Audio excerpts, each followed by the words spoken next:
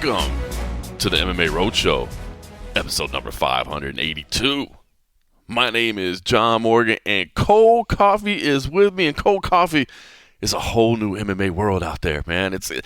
A new era is upon us. MVP MMA has arrived onto the scene. Scott Coker is getting back in the business. That's crazy. That's crazy. That's the craziest one. Conor McGregor is fighting again? I mean, supposedly. Still not convinced. I've seen a lot of people there like, I know it's announced, but I'm not there. Will. Yeah, I think everybody's saying that. But yeah, no, it's just at this point, it's like you never fucking until we know. But it's so close. So close. And I think it's gonna happen. I think it's gonna happen. I think it's gonna happen. So, but it's still crazy to say here we are with Conor's fights booked. I feel like things have changed so much in a week. So, all right, let's talk about it. I mean, obviously, most weeks we talk mainly about the UFC, right? Obviously, This is a rare week that there is no UFC scheduled. It's Memorial Day weekend, so I hope everybody has a fantastic weekend. Take that extra day off. Maybe take a little Friday off. Work yourself a 4-day weekend. Hopefully everybody enjoys that cookout. Yeah. I mean, it's kind of a it's a cookout kind of let's thing. Not forget, when it comes around time for Memorial Day, take a moment. That's right. Pour beer out. Remember what this day off is for. Absolutely. It's not, and it's funny because I'm part of this military forward group in my Slack channel. I never really thought about this too, but some people take umbrage to the whole fact of businesses trying to put on these sales and do all this other stuff, almost like capitalizing. They're capitalizing on the fact, and I never really thought about that. See that. But then when they put it out there, I was like, wow, I guess I'm ignorant, and I've never really thought about that. I can see where somebody's like, okay, you're taking it to extremes if we can make money, because their whole thing is just same with like Veterans Day. They offer deals on Veterans Day. And they understand that this is about people wanting to barbecue and do all this other things and make a fest about it. So like they're like, hey, let's offer a sale, right? But then I never thought about that. Some people will be like, okay, now you're just trying what it is. Don't forget honoring. what this date is about, Yeah. So while it is time, everybody's get the day off work, even if it's a matter of, pour out a beer, set a beer out for somebody that somebody that had a family member, somebody that did something. Find some way to honor what the day is about. You don't need to make it crazy. You don't need to whatever. Some people I know, there's actually a Memorial Day function. I think I'm contemplating whether I'm going to go by it, and they do a big ceremony with a bunch of vets and a bunch of other stuff. And it's a nice little setup at the lakes or whatever. So the American Legion group that I call it volunteering, doing stuff with the Sons of the American Legion. They're going to do a little thing, so I might go out there and watch that. But yes, it is a day, and everybody's going to be enjoying it and whatever. But I would just say, if anybody that's listening to this, don't forget what it's about. Much respect. Pour a little beer out for somebody. It's even that moment of thought. Even if you take that, a lot of people never even give it a fraction of a thought.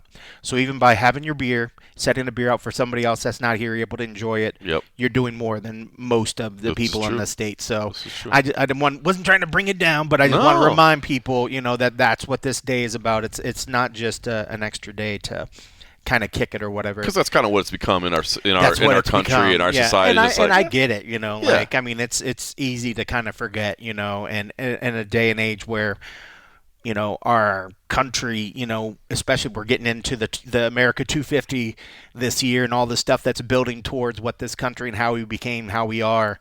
It's easy to kind of forget in this political sort of sphere the importance of certain things, and some things just get kind of caught up or whatever. But in this one, I mean, and it's an excuse to have an extra beer and pour beer out for somebody. I implore you, if you weren't sure if you were going to go get beers, maybe go get some beers just so you can pour some out for somebody that can't be there to do it for themselves. Respect, man. I like that, man. It is well said. And by the way, man, you deserve some credit. We don't talk about you do a lot of like charity work and volunteer work and stuff like that. Like, as far as kind of giving back to your community and being a wholesome part of some good causes. I just want to give you some recognition. I don't think many people know how much time you kind of spend. You're like, I can't do that today. I'm going to do this. I'm going to do that. So much respect to you. I try. My family does a lot of like sort of volunteering and stuff like that. But again, I've always said that I didn't answer the call of the family business. I didn't go serve our country, but I try to do what I can to help my community, whether it be with the Red Cross, whether it be volunteering with vets, whether it be doing whatever, even supporting the youth of today, even doing some stuff like that, I feel is very, very important to kind of give back. But that's why I try to do it, and I have to credit, my family service and seeing my sister, my mom, everybody was always been big in sort of volunteering. So it's kind of the family thing. But I'm everybody probably can find time, but I also don't have kids. I don't have a lot of things. I'm not going to watch little Johnny go play sports, True. So I have a little extra time. So it'd be kind of selfish of me to I spend a lot of time doing everything that I wanted to do.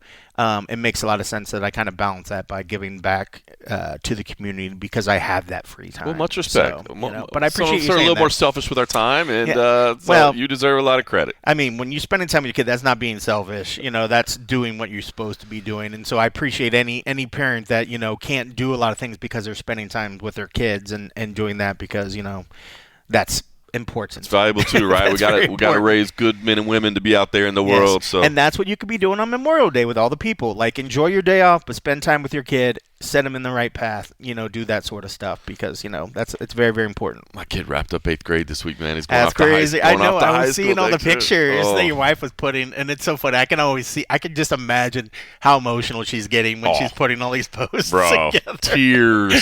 Tears. My son's taller than my wife now. You know what I mean? So that's already like tripping her out. Yeah. She's like, he's bigger than me now. Like, well, that tends to happen. This is my baby. Like, he's always going to be your baby, but he is getting ready for high school. So that's crazy. It's nuts. All right. Well, listen, lots going on in the MMA world. As you said, Scott Coker getting back in the business. I think that's the big surprise. That's the one that I did not have on my bingo card this morning to be announced. Announced with a little bit of swagger, right? They came back and just said, I'm back. With the post. Love that. Love Scott Coker. Obviously, you and I have always been big fans of Scott Coker. Yeah. You guys and being his doppelganger, for a lot of years. I was gonna say, you get called Scott Coker sometimes, so that makes you guys have a bond together. But pretty cool to see him getting back in the business. And it's interesting because, I mean, look, he's been around the game for a long time. What is his intention? He knows the good side of the business. He knows the bad side of the business. He knows the challenges. He knows the difficulties. You know what I mean? And he knows what an undertaking it is. So what's really getting him back into it? From all, every discussion that I've ever had with anybody around him, not necessarily him so much. I mean, he's a humble guy, but he's done very well for himself financially. Yep. Like, it's not that he really needs to get out there and like, hey, man, I wasn't paying the bills. I was worried about how I was going to get my electric paid, so I figured I better start a new organization. So, I think it's just a true love and passion for the sport. I mean, he is a martial artist at heart, and he loves the sport, so that we know that passion is driving it. But also, he's got a good team of investors around it. The name that I saw floated out there at first, and I think I woke up this morning and was, checking the social media or whatever, and it was like, Scott Coker partners with Tony Hawk to launch this organization. I was like, okay, that sounds familiar. Well, I was like, that's star power, but I'm like, is that really? I mean, okay, Tony Hawk, great. He's an athlete. He's been forefront. He's got connections, but is that really who you want to part of? But when you look at the group he put together, man, you're looking at a whole group of like TV executives and sporting executives and ownership. So I mean, it looks like you put a nice little team together here that is not going to be just burning through money, that's just wasteful spending. It looks like maybe they can make a little impact in the sport. So I'm intrigued to see what they do. I don't know that necessarily – I don't know that competing with the UFC is the way you want to go. And from what I can tell, I don't think that – I mean, I think he knows that too, right? It's like, we're not going to come down here and try He's to been be there, done that. Yeah.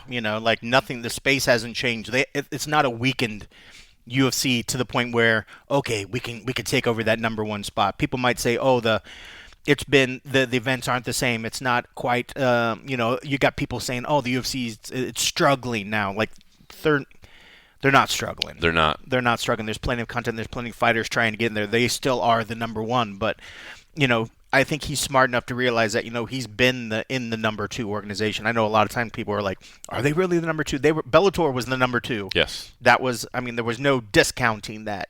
So he understands it. And I mean, and don't forget he was at Strikeforce too. I mean, like he knows what he's talking about. But I think what's interesting is that when I saw the announcement, I went to the comments, and it's weird because I did see some people like, not this guy again. And I'm just like, that's really interesting because most of the fighters and love people him. that ever worked with him absolutely love Scott loved Coker. him. Yep. And people, when they talked about when the Bellator got bought by the PFL, a lot of people were like, oh man, they had these inflated salaries and blah, blah, blah. I was like, well, listen to what you're saying. Inflated salaries. He helped change the game in getting a lot of money for a lot of fighters. And every fighter that we talked to enjoyed what they had to deal with. Yep. I'm sure maybe there are some. There's always going to be some that aren't happy for some particular reason, but the general consensus was that everybody that worked with him loved working with him. I know his staff loved working with him. It'd be interesting to see him if he gets up and going. If some of the staff kind of reverts back, or some people come back into the game that have maybe left the MMA space. It'd be interesting to see that. But what's interesting about that is he's always been, in my opinion, it seems like a fighter forward sort of management style. Like, he's not trying to get into this because he's like, oh, I feel there's a lack of events or there's a lack of whatever. I think he wants to come back in the space and feels like the space can support another organization. But also there are some things that made him and made Bellator at the time why some chose them as a second choice. Well, here's what's interesting. So the Hollywood Reporter article about this, obviously this got placed in a lot of places, but Hollywood Reporter is one of the first articles I saw, and it has some quotes attributed to the founders. It doesn't necessarily say exactly who, it just says the founders highlighted, so I'm assuming it's in some statement they were issued. But I thought this was interesting. It talks about the growth into MMA being a $20 billion global market with 625 million fans worldwide. A lot of this stuff is kind of things that like Don Davis would say, but obviously, he's changed positions. But here's what was interesting. Yet despite that growth, professional athletes across more than 40 countries lack a clear pathway to career advancement and access to elite competition, a gap the new league is being built to close. I find that interesting because it almost sounds like their focus might be more on, first of all, they mentioned the 40 countries. I think that's an interesting number to pull from. And they talk about a clear pathway to career advancement and access to elite competition. So it sounds to me like they're not necessarily saying, hey, we're going to be the UFC rival. I don't want to say a developmental league because that almost sounds like, just a small kind of regional minor league type thing. But I think they want to be maybe somewhere in between that, what I mean? Almost like a feeder, especially, what we've always gave PFL credit for, and, Bellator in that same sense, we're reaching out and finding these markets, finding these fighters that nobody else knew about, and eventually those fighters, they started becoming like household names, and eventually at some point, maybe they did go to the UFC, maybe they, eventually strived that. But I think there's a plenty of even kind of what CFFC does. You guys aren't immediately trying to go out there and compete. And if somebody starts in your organization, eventually makes their way to the UFC, hey, I'm happy for you, kid. Exactly. Good for you. Yep. And if their focus is, hey, there's a plenty of space, and our thing is we're going to go out and find these guys that maybe aren't fighting anywhere, or they're just fighting regionally. Maybe we can then start to provide an opportunity that they can fight other great fighters from their region that they maybe couldn't travel to before. And then eventually, if they start making the name, maybe let's put them up against a guy over here. It's going to be on the fighter to put on the performance, have that character, do whatever, prove themselves to be a worldwide star. And once you're with an organization that has the reach and has the experience to kind of put them to the next level, all you have to do as a fighter is just take care of that. But, finding them, being able to help scout and find these people, I think it's incredible. And the UFC can never do that all on their own. No. And I think that's what's kind of nice when I've seen the UFC play nice with you guys and understand there's different things. But it works for both organizations. There's plenty of people out there trying to find a place to fight for. And at some point, hopefully they all can step up to whatever's the next level where they're getting more pay, they're getting more opportunities. So no, I think it's a pretty darn cool thing. And as we've always said, the more organizations there are, the better for the strength of this industry and for the fighters. And I say that selfishly because I want to keep working. Agreed. I'd love to keep working in this space. Agreed. I love that there's companies out there paying these fighters. I love that the fighters are able to do what they do, and we're able to report on it. Completely agree. So I guess I'm selfish in that, but I'm also happy for fighters that if this can work out, this is brilliant. It's a very good thing. It's a very good thing. And listen, I've been saying it for a couple of years now about the PFL. It's like I kind of almost wish the PFL would just give up on the United States and focus on these international markets, and because there is developmental opportunities. Like this weekend, we'll talk a little bit briefly about the PFL is over in Belgium.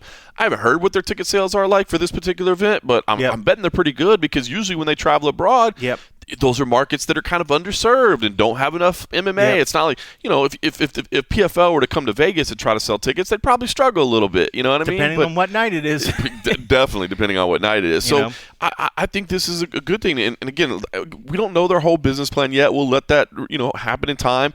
I'm sure Scott Coker will tell us he can circle back on that and touch base offline or all his little. Yeah, he was always good at dancing around stuff. Greatest boy. You could do a 30-minute interview with him and get done and realize he didn't tell you nothing. Did he ever answer anything? He didn't answer anything. Well, we're talking about that. He's the best. I love Coker. But I feel like there's opportunities. I mean, because I think when it comes to especially overseas, and I think this is what's going to help make or break, and again, with them having TV execs, regardless, even if they try to say, if the PFL says, like, okay, we're not going to focus on the UFC, which would be tough because ESPN and a lot of people that broadcast their stuff this is their market. Right. This is their bread and butter. So you have to somewhat, be entertaining this market, and if this market doesn't care about anybody in it, will they still tune into it? But if you start finding TV deals and broadcast deals and partners overseas, and you can find those outlets where you're bringing money in to pay the fighters and to pay to get these events going on, then it works. Mm-hmm. I don't live in these countries. I don't know what other networks are there. I'm sure there are some. Brazil had its own. Over in the UK, they got different other networks and stuff. So if they can get with the right people to get these deals to be able to put these on in the areas, I think they should just focus on that and not really worry so much about having a U.S. marketplace. But obviously, being based here in the U.S., you want to do that stuff. Tony Hawk, all these other cats that they're going to want to pair it with some other events here in town. So you never know. But I think everybody, that's trying to get into it, you have to start looking outside the U.S. as well as a possibility. But you got to get those TV deals, and that I think will be the big make or break of whether these things can actually survive, because that's paramount. I mean, like, the UFC wouldn't be doing what they would be doing if it wasn't for the Paramount deal. Yep. So everybody, granted, Paramounts are not all around the world, but there are something to some degree, Yeah, you don't have to. I think that's the key, right? Is understanding. Okay, that's the thing that people get at sometimes. They look at the UFC and they're like, well, look, if the UFC is doing this, we should be able to do. If they're doing X, we can do Y. It's like, no, stop worrying about the UFC. Just focus on yourself. Focus on being profitable. Focus on getting everything done. And like you said, you may have to take a little network deal here, a little network deal here. But there's a lot of markets around the globe. And again, if you're hosting events in prime time in those markets, the UFC in a lot of the world is on at like 4 a.m. So if you can come there again, do a lot of events in Europe, so let it be during actual prime time viewing, I think you can be very successful. So it's a good thing. It's a good thing. It's really, really cool. I'm glad to see Coker back into it. He is just a unit. He's a funny dude. I mean, and that's another dude. Dana's always been gracious about his time, and I will give him that credit. Like, there's a lot of people, say what you will about him, but it's not very often that you will see a CEO of a major company that's making time to actually meet with fans and meet with media and do all this other stuff. Coker was the exact same way. He was a very, very forward-facing CEO of the company. So, I mean, it's good to see a guy that's, I guess willing to get his hands dirty and there, and get out there and stuff. But, I mean, I think it's pretty cool. And again, it's another organization in this space, so I think that's great. I think everybody was sad when Bellator. Bellator went. I mean, it was hard to. I know people are like, okay, well, this is gonna be interesting.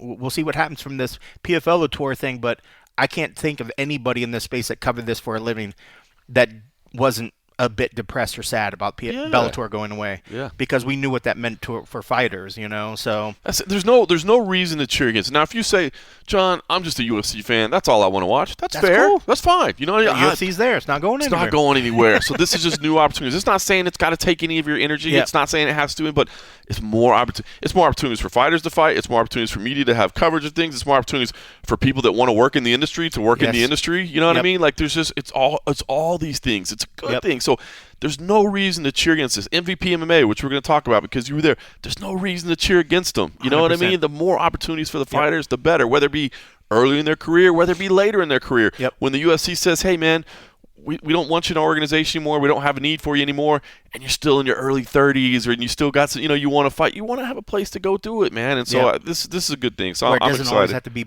well, I guess bare knuckle, but I'm like, you're still going to a combat sport, so it's still rough. Yeah, bare knuckle's rough, dude. Like, bare knuckles, I mean, like, I enjoy watching. How did we get to that point where it's like MMA, you could kick, you could do all this stuff, but it's bare knuckles the one where like, bro, it's brutal, dude. Like, we see more people with their faces just literally destroyed and mangled strangles you. I mean, and again, I'm all in for combat sports. Like I think so I enjoy watching it, but like to try to be like, I'm gonna have a good 10-year career doing this in bare knuckle. No, no, I don't think so, bro. You're not going to. Can we take a picture of you every year to see how your face has changed? It will adjust your facial structure. There's no question about it. So stay tuned to this. We'll be like Coker always handles himself, guys. The one thing I always hear about Coker behind the scenes, like obviously Coker doesn't drink.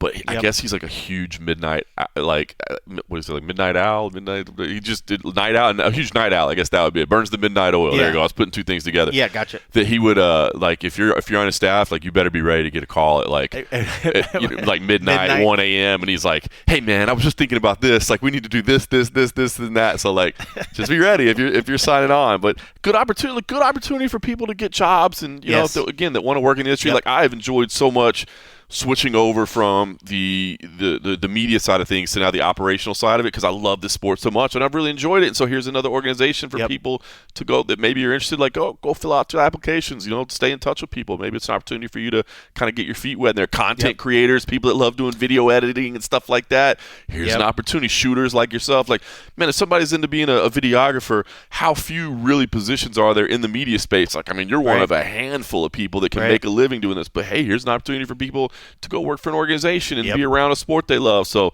man, go out there and do it. So excited for that. Excited, and boy, it's all interesting how this all plays out too, because you were at PFL MMA, and I want to talk about the experiences and kind of what your takeaway was. MVP MMA. What did I say? PFL MMA. PFL MMA. Sorry, I'm getting them all. I know. I'm getting ahead of myself. There a couple of times. I'm getting ahead of myself because I was thinking about it in my head. Because MVP MMA, they put on this great big event, did a great number on Netflix, huge thing. You could looked great in there too. Looked good, man. Production looked good. I didn't see how it looked on TV. Obviously, being in the room, but in the venue, I thought the venue was spectacular. But I give that to the Intuit Dome. I was gonna say that arena is one of the best arenas. It was amazing. And that screen they did a really good job. They had like this kind of wide beauty shot that was like had that ring around, like, so it's kind of a wide shot that they would go to, and it featured that ring, but you could see the ring. Like, that ring is everything. That ring is awesome, dude. It was bonkers. So you were okay. Were you in the arena itself? Yeah, we were in the arena. So we'd be like halfway up the middle bowl. So it was a decent look down. So I still had to look up towards the ring, but I didn't have to crank my neck up, but looking downwards, it was like a nice 45-degree. I was kind of right smack dab in the middle. We weren't way up top, but we were kind of towards the upper part of the middle ring, that section. So from somebody that was there, that was inside the building, I want you to set us straight on how many bodies were in. Because I'm going to tell you right now, I watched it on TV, right? Yep. And I will say, but I think I know what happened here. Because you can set me straight or whatever, but from what I understand, the attendance was actually pretty decent. But on TV, which you didn't see, it seems like the VIP areas were kind of empty at most times, but that's what's being shot most of the time. Yeah. So on TV, the place looked kind of empty, but I've talked to a couple people there were like, it wasn't empty. Like, by the end it wasn't. It was a very boxing sort of crowd. So by the time you got to the last three fights, it was pretty filled up. Because I took video at the very beginning, and it was hard to tell too, because the way that the thing that made it really cool was all these LED lights. So when you'd see a Brazilian fighter, like when JDS come out, you'd see the yellow and the green of the flag and the white, and then you would see the LEDs sort of just swooshing around with those same sort of colors. So it just made the whole space match like the flags, and I thought it was brilliantly executed. I thought it was one of the coolest factors of the evening.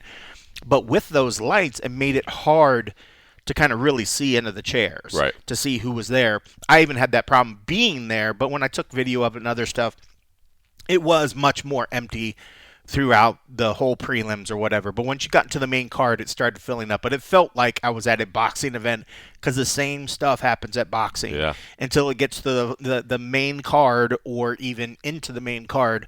It's like people have nothing else to do. Then they show up. But when I saw the ticket prices, and we've said this about UFC, you pay those ticket prices, why wouldn't you be there? I better be there for fight number one. And some of those fights were actually pretty darn good prelims early on. Prelims were great.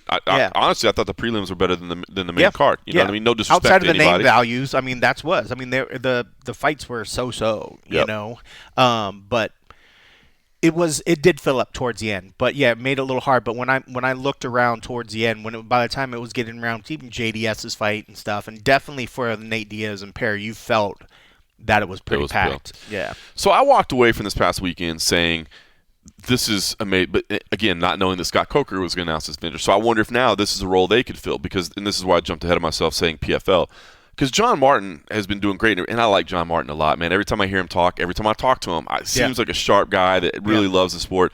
But he's kind of openly said, he's like, look, man, we've got great fighters. We just need greater visibility. We don't have enough visibility, and we got to fix that, right?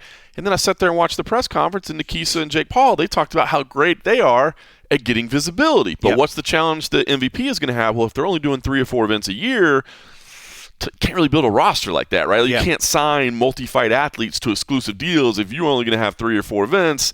So what do you do? So I was like, man, is there any way that those two organizations could work together? We're like, hey, the PFL, we're going to handle the week in, week out. We're going to build a roster. We're going to kind of keep the thing moving along. And then, once a quarter, we partner up with MVP. MVP plucks a few guys here. They pluck a few guys from free agency. They maybe bring a freak show in. They do whatever, and they do what they do. Because Jake and Nikisa have done a really good job. I mean, they did a good job at getting visibility. I mean, the entire MMA media was in LA. There was nobody. Feel bad for Arnold Allen. There was literally nobody in town. Yeah, and again, I mean, it would have been different if Ronda and Gina weren't on the top of the card. True. Like, I don't think I would have went out there for. Well, Nate Diaz and Mike Perry was pretty darn good. I certainly wouldn't have went out there for JDS and Robelas Despaigne, regardless of how good, each of those guys were at some point in their career. But I don't know if you did you watch the full Nikisa and Jake's press? Because even that kind of got mentioned a little bit towards the end, whether they'd be willing to do cross promotions. And one of the things Nikisa always said about boxing, some of those other things, some of the biggest promotions and fights you saw were when there was cross promotion. So it certainly seemed like he would be into that sort of thing. He was happy to throw out that the biggest event that Dana White ever touched was a cross promotion, right? He was like, how about that? I was like, well played. Nikisa's good. Yeah, Nikisa's good. He's come a long way. He's still. I hear he's still a bit of his normal self. I remember he was. He could be a real asshole when he was with the UFC. So I mean, he kind of rubbed a bunch of people wrong. But I guess that same sort of mentality is what got him there in the first place. But no, he was good. I thought Jake was Jake was kind of subdued a bit, but he was pretty funny. I did feel like sort Jake of was at subdued. night. But no, I'm glad that it worked out good. But no, I think it's going to be tough to replicate what they did. Agreed. They pulled out the who's who of what they could for this particular event, and it would be near impossible without having a John Jones, having Francis again, having Connor be able to be out of his contract, getting Connor to kind of replicate the strength of being able to get Ronda to come back for this one. That was huge. Being able to get Nate was great. Perry was good, but I mean, Nate's clearly the A side. He was probably, if not outside of Ronda, was the second biggest name on the card.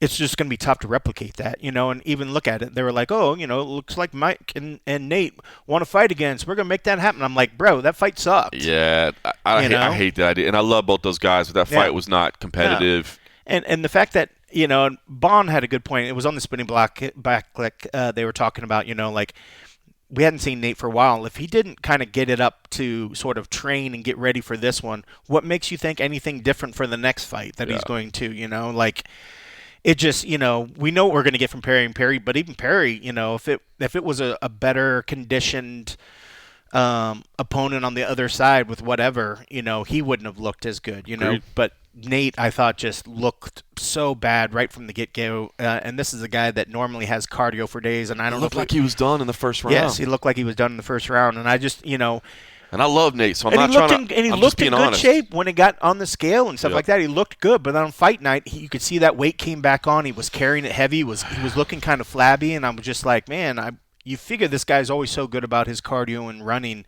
I just don't know what he was training, or if it's just at the point that he's getting older, and are these the performances? Because some people came out and said, bro, if you go back and look at when he was still fighting those last fights he got, it wasn't like he was going gangbuster. It was already sort of felt like it was becoming sluggish, and it was just like a war of attrition were the ones like who was able to break down, and it usually went in his favor as fight went on. But maybe now it's just we just seen a lesser depleted like It Nate happens to Diaz. everybody, Yeah, man. It happens to Father everybody. Time beats everybody, Yep. but for them to say, okay, well, we know how much people love Nate Diaz. Nate Diaz is so beloved, and it's so cool. And I thought his mindset and how freaking hilarious he was Bro, all week. the I loved it. Everything the post fight was great incredible. too. He's like, well, how about I just fight the second toughest? Bro, Like, he's when it comes to like carrying that stuff, He's the best. so much. He's better now than when he was in Yes, the UFC, because the agreed. UFC was like he wouldn't talk. He was just had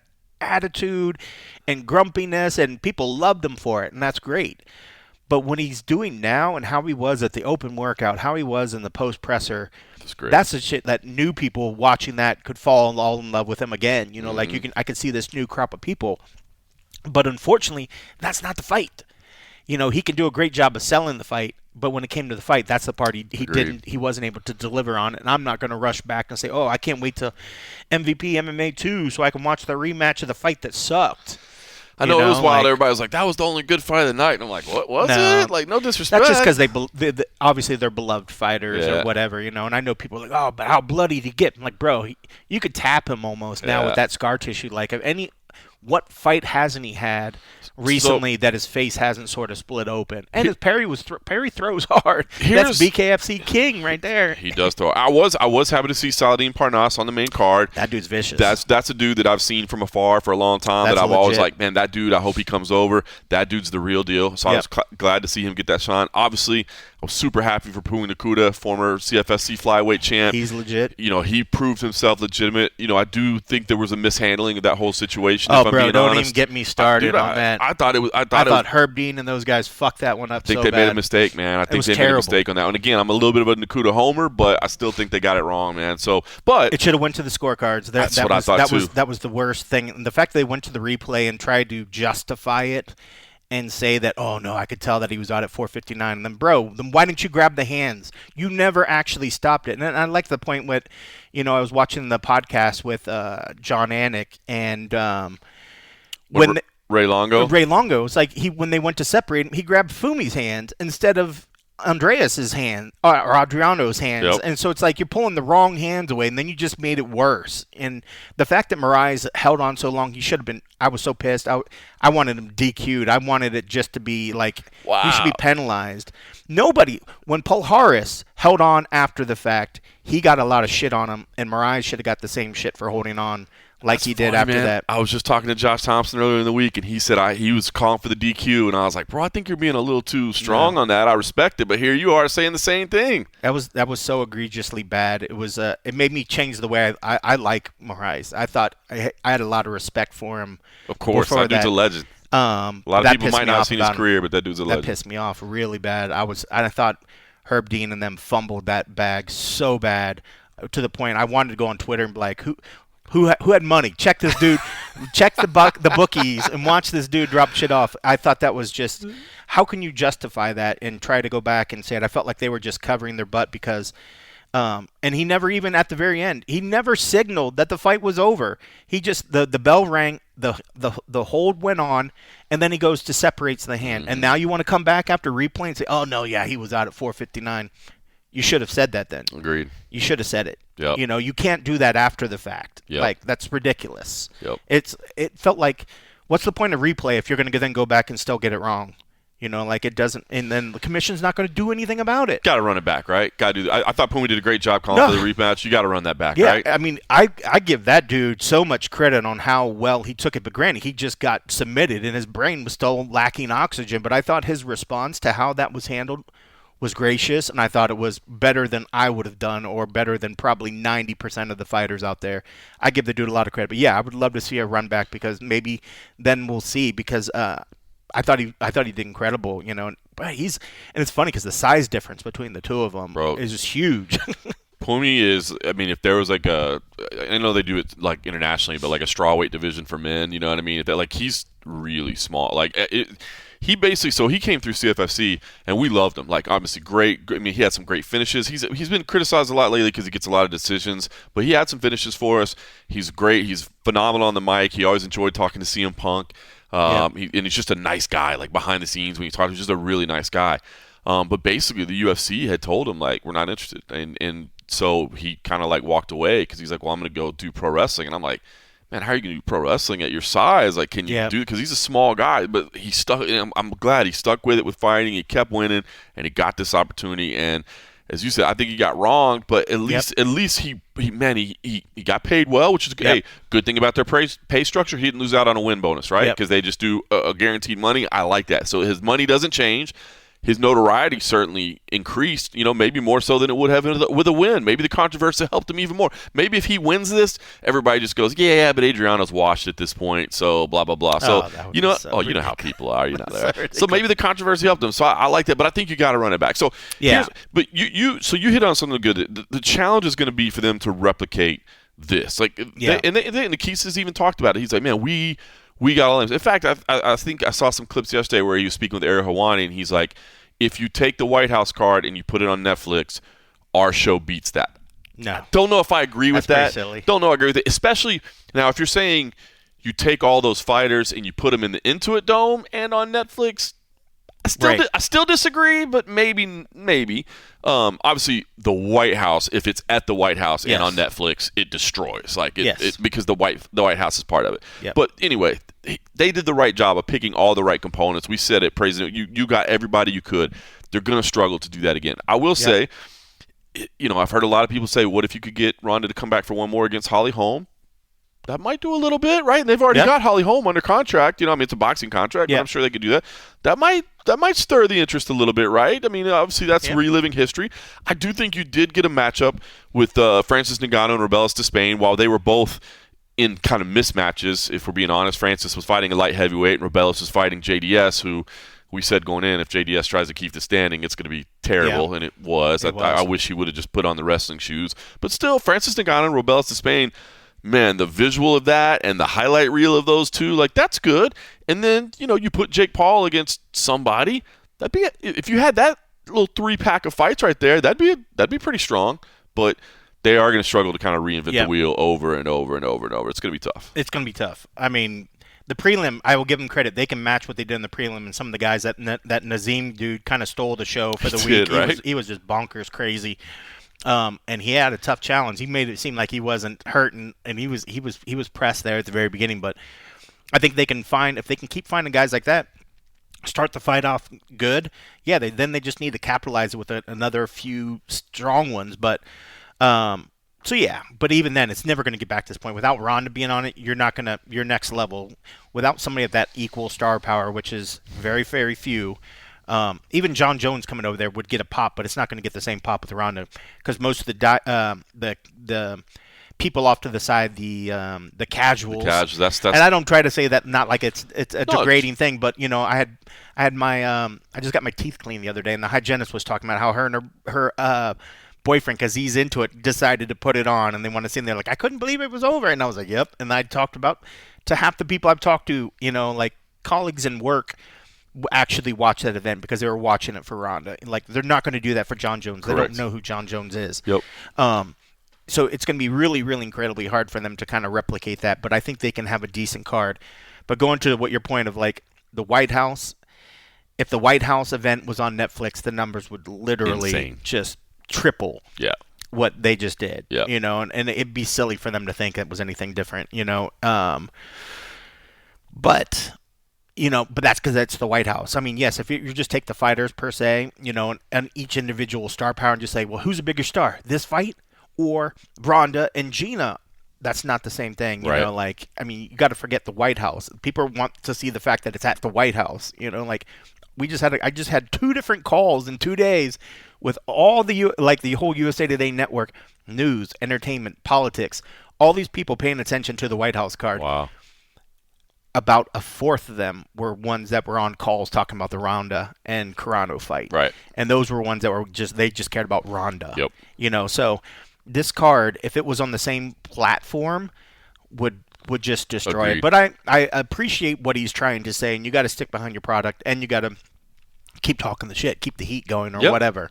But no, it's going to be so tough. I want them. I mean, I'm sure they're going to at least have an MVP MMA too, but it's going to be tough, and it's going to get harder the more that they try to do it to ever live up to that standard. And is the interest still there? if it starts to wane, if they don't have those ones. Nobody's going to want to see Mike Perry versus Nate Diaz 3, you know what I mean? Like, but it's Ngannou's always going to have that factor because he's the lineal heavyweight champion. I don't know if you heard him say that this week, the last week, but they did say that once or twice. I heard him work it in once or twice. You know, of course, while he's there, you know, him and John Jones, if John Jones could somehow get out of his contract, of course, that fight's there. That would be an absolute bonker fight. And that would be just crazy numbers on that. But again, that's not going to be a bigger fight. Minimal chance that happens. Yeah, and that's not going to be a bigger fight than, you know, what Ron and Gina in terms of name value, you know. Again, even on this one, you know, the Francis fight was the third from the top. You know, it wasn't even the co-main event, you know. So it's going to be interesting. But again, another player in the space. It's another player in the man. space, you know, and we saw the salaries. Granted, the disclosed salaries are nothing near where, you know, what they're getting paid. Like, you know, Ronda could probably go do house shopping in Hawaii with a $2.2 million thing. But as she said in the post, you know, there was a whole different agreement for the promotional side of things. So, however, all these other people are, you know, whatever they got paid massive amounts of money. So, it'd be interesting to see, but I don't see them doing another one equal to what this one was. It would be interesting to see because, you know, like you said, most of the players that would need to do that in the MMA space are not available. Yep. You know, at least not right now. You know, maybe in a few years when the sunset happens or whatever, you know, what they say, Jones has like 3 years or something is what I'm hearing. Who knows about Conor? Conor just signed to fight, so Conor might be completely out of the loop because who knows if this was a, you know, I think maybe I heard that they redid his contract because of the whole with the pay-per-view thing. They would have had to redo it. I don't know what that does in terms of length. We haven't heard that yet. Right. That's the only part we haven't heard. And I imagine that maybe he got it to where he could have his freedom sooner, you know, just to make this fight happen, make it work for the UFC to get another big fight out of it, which is, I'm so super stoked because it's going to be here in Vegas, International Fight Week. I mean, it's going to be a bonkers. I mean, we've had some pretty fun Conor events here. Granted, Conor events over the years have changed. You know, back in the day, that was like, I remember, you know, all the Irish fans coming in and like literally shutting down streets as they were sort of like walking through areas, you know, but in a good way. It was probably annoying for people that were driving, but why are you driving through the strip anyways? You're never going to get anywhere on the strip. You know? Man. If you're driving on the strip, you're looking for something a little crazy anyway, right? So you probably loved the fact that you saw it. But yeah, I mean, those days were absolutely bonkers. And we saw fights after that didn't quite have that same sort of like take over the city type feel, but anytime he comes back and the fact that he's coming back in against another beloved fighter, it's going to be incredible. And so far that card's looking like it's looking pretty good right now. So yeah, I'm super stoked for that. But yeah, good on MVP MMA for getting one together. For anybody that, you know, is familiar with like covering a sport, it felt like I was covering a boxing event. Like these guys typically have done more boxing events, so going to the different stuff throughout the fight week, I felt like I was doing a boxing event, you know, like I lined up early. So you mean there was chaos, it was chaos. So I lined up early to get in there early, and I wasn't even the first person on a lot of ones. So say you line up early and you're like, okay, cool, I got my spot. I'm going to get in through here, and I'm going to get to the security area.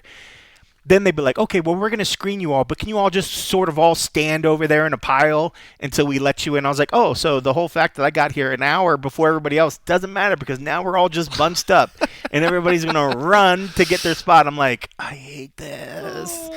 But it was I'm glad I got to see it. You know, I was glad to see it. The Dome is a beautiful venue, incredible. I love that venue. I was floored by the venue. I was glad to see that. But yeah, I'll probably be good taking the next MVP MMA event off. You don't need that chaos. I saw the Rousey Chrono. That was pretty cool, you know. So you were there from day one, and that's day two. I'll watch the rest else on TV, man. That's awesome. No, it's good. I think the big thing just remember is that, like, look, you know, I've seen a lot of people try to paint this as, and you touched on it earlier, like, oh, the UFC is in trouble now. Like, oh, the new player is going to take. This is not a UFC rival. It's not. Right. It's just not going to be. But it is an opportunity for people to compete. The more players, and I just can't say that enough. And I'm about as close to a UFC homer as you can get. You know what I mean? Like, yep. We live right here. We're at the apex. They've treated us tremendously over the years. And even I think, as basically a UFC homer that, hey, man, the more organizations that are out there, the better, because it just makes for a healthier industry. And look, competition is good. Like, competition even forces the UFC to kind of look at what they're doing and to be like, even if it's like nobody is threatening the UFC's business position, right? Yep. But they're all a little bit competitive. So if they see somebody else doing something that they're like, sure, they're like, damn, you know what I mean? Like, nah, we're not gonna let them get away with that. Like, we got to do this. You know what I mean? They want to do something. And they raised a good point. If they weren't somewhat paying attention, there's no way they would have made that announcement for the Conor fight if it wasn't during when they did. When Francis is walking out to choose that, everybody kind of heard rumblings that Dana was probably going to do a little something. But to do that when his former fighter was walking out for that, they're paying attention.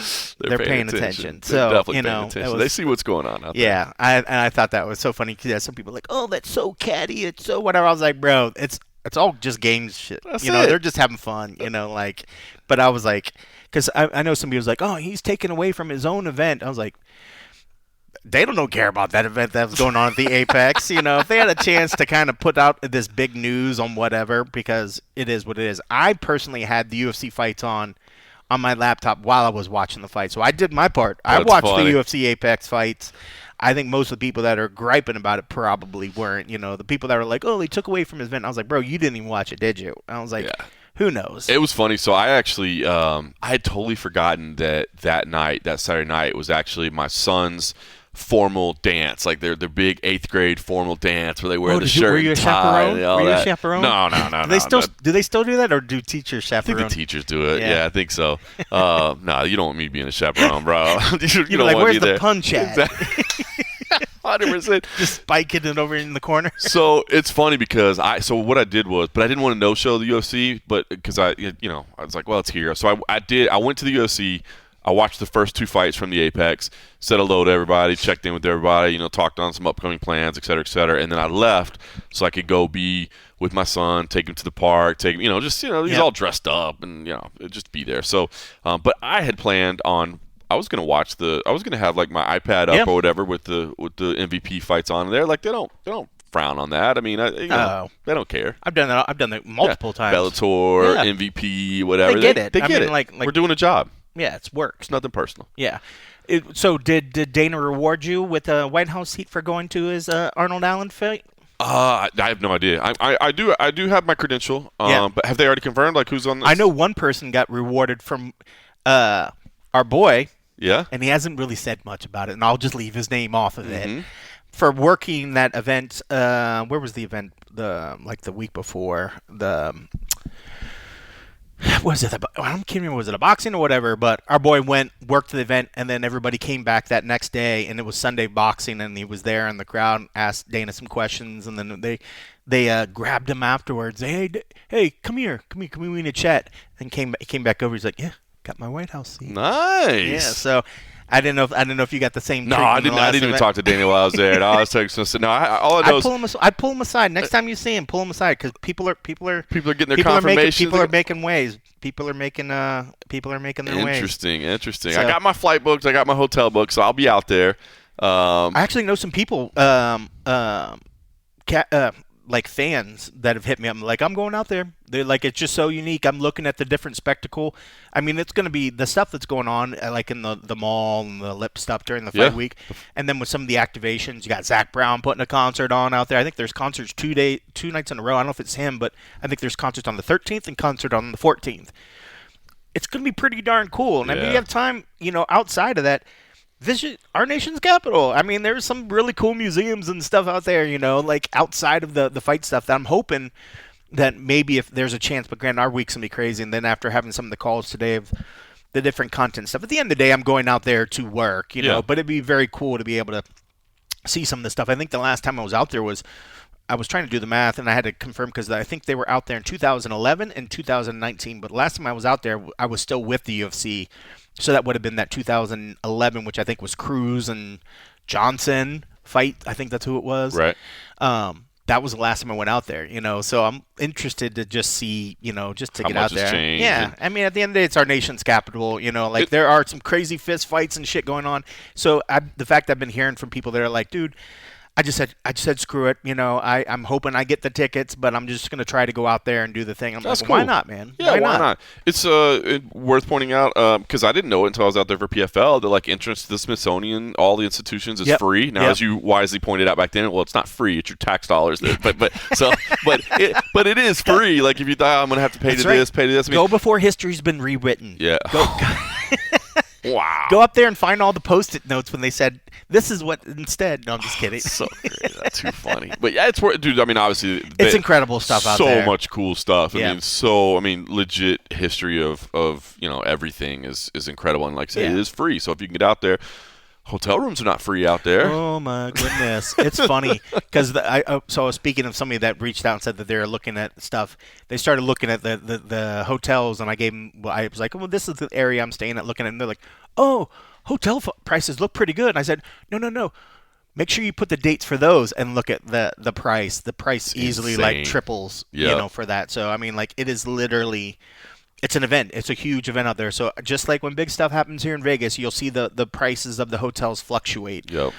When you look at one of the hotels the hotel I'm staying at, if you looked at it yesterday, it said it was like $80 or $90 a night. I think when I looked, it was closer averaging between $200 and $300 a night. It's crazy. So, yeah. Crazy. Yeah. Big difference. Big difference. But like you said, if you know, what would you normally spend on a UFC ticket? You know what I mean? Yeah. Like, so you're not gonna be at the fight, so you're not gonna have to pay for a ticket, but you can just go enjoy all the stuff. I like you said, the list of athletes that's gonna be out there. You can go get pictures, autographs, whatever, and hang out, and a bunch of like-minded fans that love MMA and. Once in a lifetime thing. Once in a lifetime. Once in a lifetime thing. Never gonna happen again. They could have an event in Washington D.C. again. Yeah.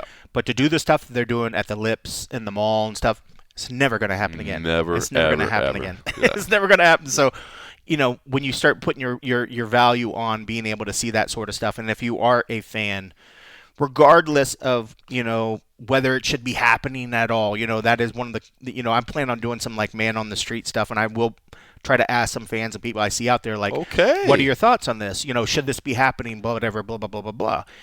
Not trying to lean any particular way, but just get the temperature of the people in the city, the people that live there and stuff. Because I can understand the people that say that this shouldn't be happening. I get it. I totally get it. And I'm sure there's gonna be some there like, yes, no, it's great, and it'd be.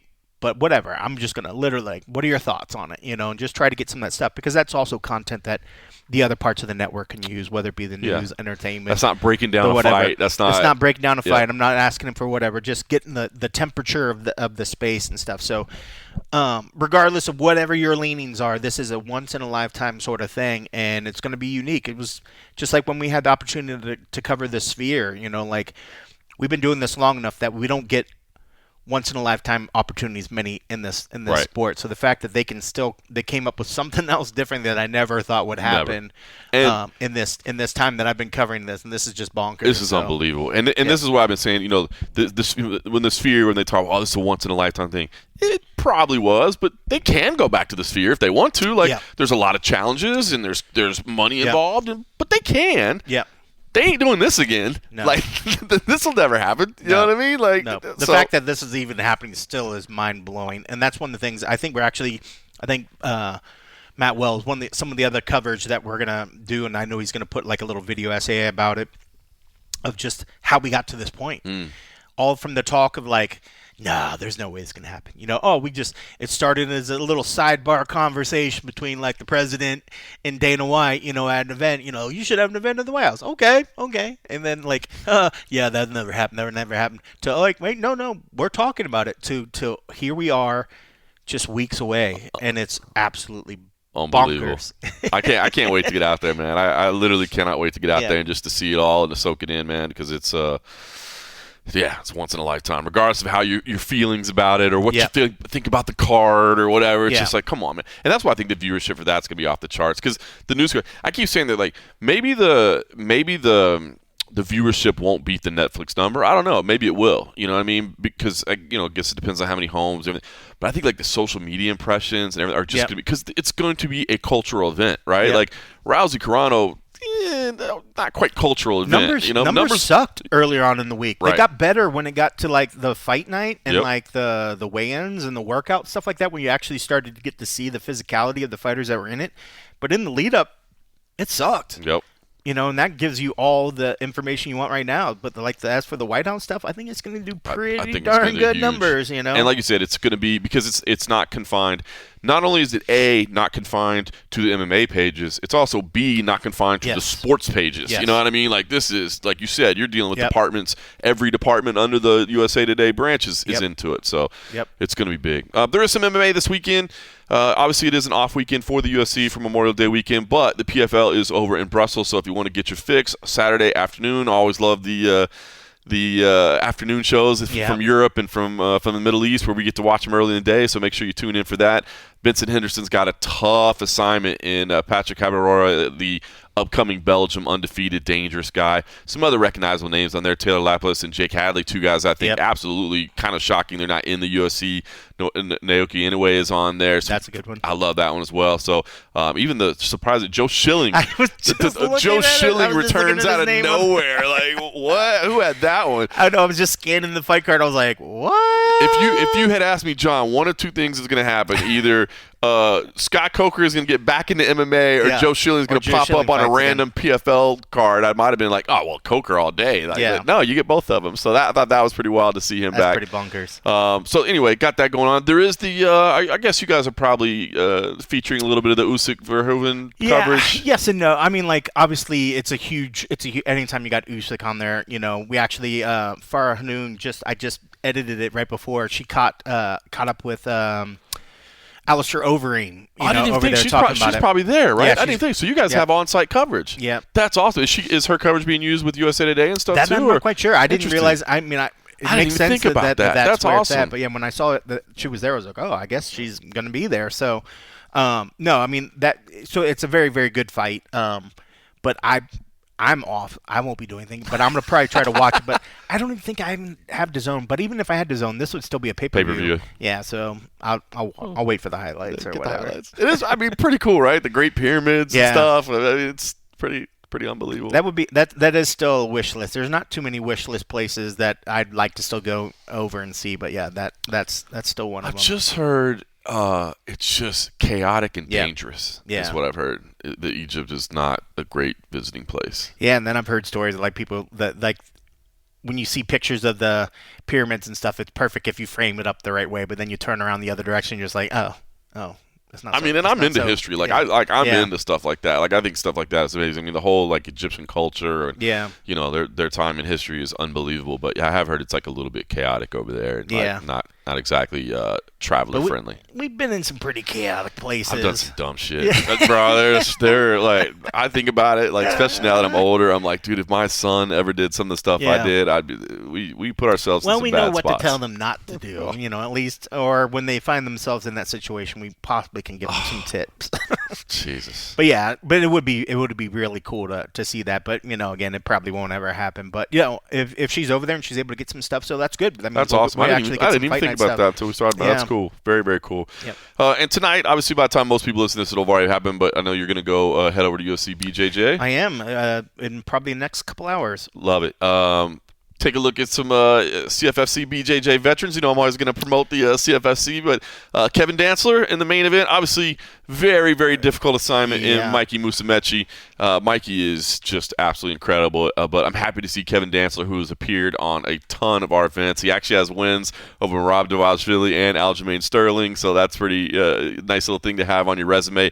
Now he's getting a shot at Mikey Musumeci. I mean, for him, if he can find a way to pull this upset, oh, my goodness, it would be incredible. And then Keith Krikorian, who had already been on UFC BJJ, then came to us. Now he's back. But he's going to be in an exciting match every time he competes against Landon Elmore, who's really, really exciting as well. And then Max Livingston is another CFFC BJJ vet that's going to be on UFC BJJ as well. So I'm always going to homer for our crew, of course. So happy to see those guys. Yeah, and that co-main, the Kassiamora, that BJ, she's a badass. That's going to be a fun one. So, they're fun. I mean, not being the BJJ practitioner myself outside the small little classes I've taken, it's really, really incredible to see it done at such a high level. And the UFC, so it's a nice production. It's done really well, and I thought they did a really smart thing of putting it on the YouTube channel. So even those that didn't want to get the Fight Pass, literally all you have to do is pull up the YouTube, and you can watch it. Love So it. I thought it was really, really smart, and it's really good for helping put it out into other countries that maybe, don't have those broadcast deals, especially with Fight Pass when they changed the way that they were doing things down in Brazil. Everybody can get to YouTube, Yep. Unless they're in some country that for some reason hates YouTube. I don't know. Yeah, I think when we were in China, we didn't get Yeah. YouTube. I think China. I That was remember the only country I could think of. I don't know I'm sure Russia can get to it, but I mean, Abu there Dhabi are a had lot something. of times. Abu Dhabi had some things blocked. China. I remember when we were in China. No YouTube, no Facebook, Yeah. no Google. Yeah. That's so wild that a nation Yeah. can just shut off you just don't have access to it unless you had a VPN, of course. But I wasn't about to risk that. Yeah, you probably could get in a lot of trouble for didn't want that to risk sort of that. stuff. People are like, you could just use a VPN and get around it. And I'm like, nah, I'm not I like going to my risk freedom. it. I'm good. I want to be able to leave this country. I'm good. Remember Abu Dhabi had some things like, but no, it is great, and they do a great production. If you haven't checked out UFC BJJ, obviously, like I said, by the time most people listen to this, it have already happened. So maybe if you want to catch the replay, but I think they're doing a great job over there. I love the Apex. Obviously, the Apex now that it has all the seating, even for UFC events, it feels different. But before the current setup, the BJJ setup was actually better than the MMA setup. Now the MMA setup is nice, but it just feels good in there. It's high level production. The pit, I mean, I obviously, the bowl that they came up with completely different than the pit, of course. But that is one. So very different. It's got four letters, not three. but that is one revolution of grappling that I never saw coming. It really does make things better because you don't have the restarts. You know what I mean? And I know that like traditionalists would push against it because they're like, you don't grapple in with the wall and the corners and the angles, but it just makes it so nice that you don't non-stop action. You don't have pause, a break. Let me drag you back to the center. How many times we saw people go off the edge? Like it was just not safe. Mm-hmm. I mean, there was so many stoppages of action. Like it's a different pacing. I mean, BJJ already sort of struggles for a lot of people entertainment-wise. So the fact that you're trying to make it so that they have to stay in motion and stay active, it's beautiful. It works out really, really good. And I would just say, as a bonus side credit, the growth of Claudia Gadelha off to the side great. as a front person, her speaking, the way that she handles her stuff, being like the little mini Dana White at the very end. She's coming out there now. She's starting to say like the bonuses. I was like, can she come out? Can she do the bonuses? Could she give the whatever? Like, oh yeah. So just watching her growth, and it's just amazing. It's just a side weird thing that probably doesn't matter to anybody. For me though, I was like, good for you, because we always talk like you see all these fighters come back and want to do whatever. You ever get that itch? She's like, no, I'm perfectly happy in this new role, and she's really embraced it. And I thought, I just wanted to give her flowers. That that's kind of one of the neat things that we've seen with this as well. Agreed. No. I love it. It's fun, and it is. You're right. Like the average fan probably like, who cares? But for us, that like it's our life. It's cool to see people like get more comfortable, like because you can tell like they're nervous. We'd see it other UFC executives in the regional markets and stuff. That like the first press conference they do, you can tell they're nervous as hell. They don't. And then they grow into it and they get comfortable, and you're like, I would go out of my way to tell them. Shaw guy? Yeah, right. Dave's one of them, man. He like in the beginning, I think he was kind of nervous. You know what I mean? Yeah. I actually hit him up one day. It was a European event, and first of all, like he rattles off some French or whatever, but then second, and this is, and I was like, Dave, like that is so good. Somebody asked him about like athletes in the market, like in France or something, and he rattled off like 6 of the athletes that were from the market right in a row, not that were just on the card, but like others in the. I was like. Bro, that's sharp. Because even Dana, like, and obviously Dana's got a million things, which is why he doesn't know everybody on the roster. But we joke all the time. Like, somebody will ask him about, hey, what'd you think about, Jake Davis in the first fight of the night? And you get he came out and he did a great job, but now he's at the highest level of the sport. We'll get him back in there and we'll see how he does. And you're like, he has no idea who you're talking about right now. He just gave you the generic answer. Dave like rattled off, and I actually texted him. I was like, bro, that's not easy. Like to be put on the spot a question you didn't know was coming and to have all that information handy. I'm like, good on you, man. Yep. So it's cool. Neat. So it's shout out to Claudia, because I could tell in the beginning she was nervous, but I do watch all the press conferences, and she is getting much more better. It's incredible. It's awesome, man. All right, well, listen, I know you got a lot of work to do. I got a lot of work to do, too. Next week, I will be on the road, so we'll get together. I will be in the Philadelphia area, actually, because we've got CFFC 154, the Thrill on the Hill. So go ahead and mark your calendar now. Next Friday, May the 29th. Big I saw that you guys dubbed event. that as the title. Yeah. Not like the CFFC, was it 140? 154. 154, and then fighter name. Yeah. You guys actually dubbed it Thrill on the Hill. I like it. It was actually the folks at the Union League that kind of dubbed it that internally. Yeah. And I was like, Yeah, let's go with that. Yeah. You know what I mean? Like That's pretty I cool. like that because it's at Liberty Hill. So the throw on the hill, it's at Liberty Hill, the Union League's Liberty Hill. It'll be outside. Josh Thompson is going to be calling the fights with me. It's going to be a huge thing. Brian Stan is going to be there. I talked to Brian Stan the other day. That's cool. Yeah, he's associated with one of the charities that we're helping to raise money for, the Travis Manion Foundation. So we've got a really, really tight window because there's actually fireworks at the end of the thing, and there's a time ordinance on exactly like when they have to go out by because it's in a residential area. So we're going to have a really tight broadcast window, but if we can bring him in, we're going to bring him in so we can talk about it. And, that's awesome. And even if you guys don't get to see him, I'm going to get to see Brian Stan. Cool. I'm going to get to talk. So I'm excited to see him and do all that. So anyway, mark your calendars now because it is, as we're saying, it's the most unique event in CFFC history. I mean, it's going to – that's cool. I think we're getting a handful, not very many, but I think we're getting a handful of tickets that we're going to put on our website.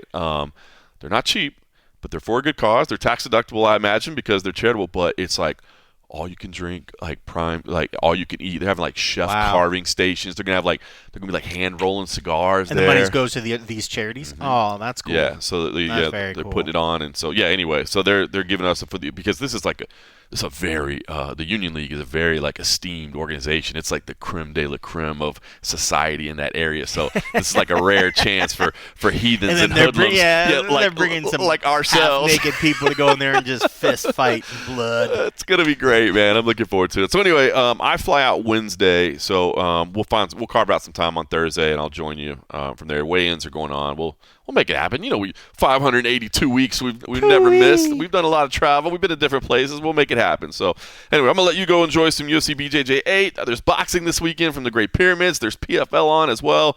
Take it all in. Enjoy your weekend. Remember what Memorial Day is all about. Thank you. And thanks for listening.